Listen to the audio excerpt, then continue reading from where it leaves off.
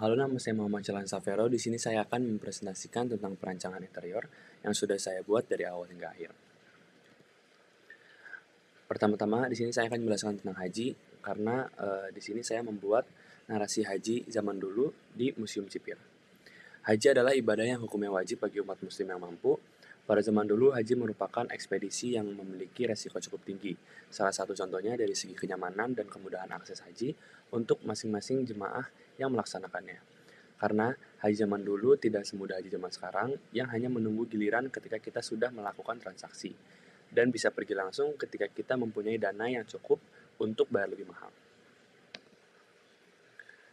Di sini saya akan menjelaskan karantina haji di Pulau Ondrus dan Cipir juga. Pulau Ondrus dan Pulau Cipir adalah dua pulau kecil yang terletak di Teluk Jakarta, Indonesia. Karantina haji adalah praktik yang dilakukan oleh pemerintah Indonesia untuk memastikan bahwa calon jemaah haji yang akan berangkat ke Tanah Suci bebas dari penyakit menular sebelum mereka diberangkatkan. Kedua pulau ini memiliki sejarah yang berhubungan dengan proses karantina haji di masa lalu. Pada masa lalu, Pulau Ondrus dan Pulau Cipir digunakan sebagai tempat karantina haji. Proses karantina ini melibatkan pemeriksaan kesehatan terhadap calon jemaah haji sebelum mereka diperbolehkan untuk berangkat ke Mekah. Tujuannya adalah untuk memastikan bahwa mereka tidak membawa penyakit menular seperti kolera, cacar, dan penyakit lainnya yang dapat menyebar ke orang lain di Tanah Suci.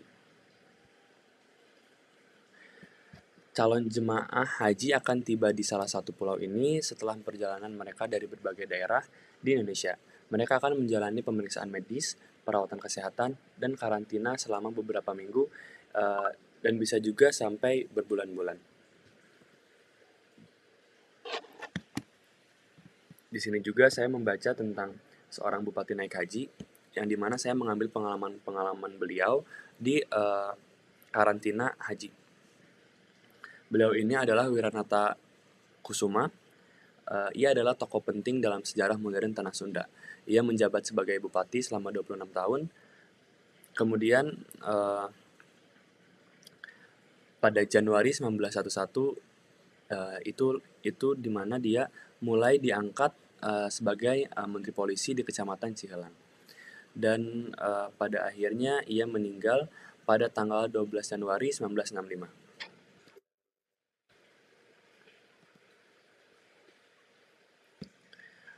Di sini juga saya membaca tentang pengalaman Haji Wiranata Kusuma dari mulai perjalanan, kemudian ia karantina di Kamaran, dan berlanjut ke Mekah, dan ia melaksanakan Lebaran di Mekah juga.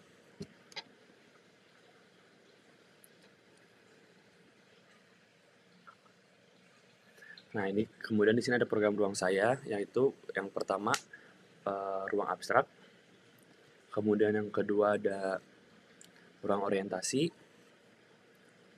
ruang konflik, ruang evaluasi, ruang resolusi, dan juga ruang koda. Kemudian di sini sudah mulai masuk ke dalam konsep desain saya. Yang pertama ada mood board. Nah, kemudian di sini dari konsep bentuk, saya mengambil simple, geometrik, dan dynamic, mengambil inspirasi dari bentuk-bentuk desain kolonial pada zaman dahulu yang kaku dan dinamis, dikombinasikan dengan bentuk-bentuk desain kontemporer yang geometris dan sederhana, menghasilkan branding baru pada Pulau Cipir sehingga memungkinkan pengunjung mengalami pengalaman kembali ke masa lalu sambil mempelajari informasi perkembangan sejarah haji melalui display dan desain-desain itu sendiri. Kemudian ada konsep warna, penggunaan warna primer dan sekunder coklat berdasar pada warna bangunan kolonial yang identik dengan warna netral, dipadukan dengan penggunaan warna hijau tua sebagai aksen pada dominasi warna coklat yang monokrom.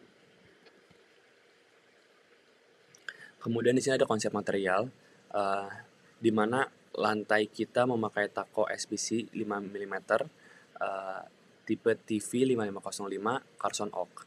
Kemudian untuk ceiling memakai Jaya board, gypsum 12 mm.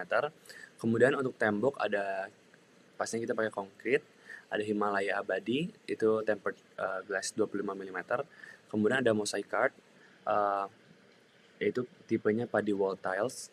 Kemudian ada limestone.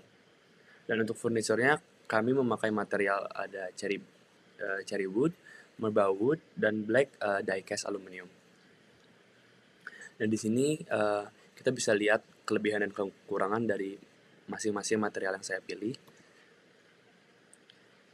Kekurangan kelebihannya berlanjut di slide berikutnya.